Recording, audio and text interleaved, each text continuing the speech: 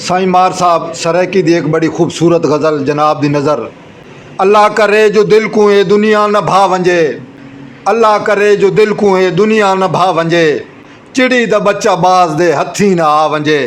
ते शेर साईं इतनी न देर कर जो तेरे इंतज़ार विच, इतनी न देर कर जो तेरे इंतज़ार विच, ना गई मूंझ मेरी जवानी को खा वंजे।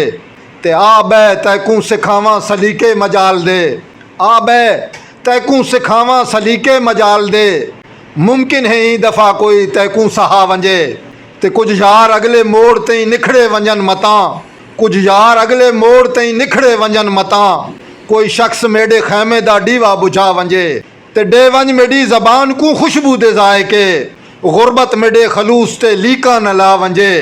ते हर वार किकरू बेर नहीं होंदे नसीब विच, हर वार किकरू बेर नहीं होंदे नसीब विच, थी सकदा है दर्जा ई दफ़ा पासा वटा वंजे। ते इतना न दूर थी जो वला मिल भी ना सकूं, इतना न दूर थी जो वला मिल भी ना सकूं, वेले द पईया कोई मता पुठा घुमा वंजे।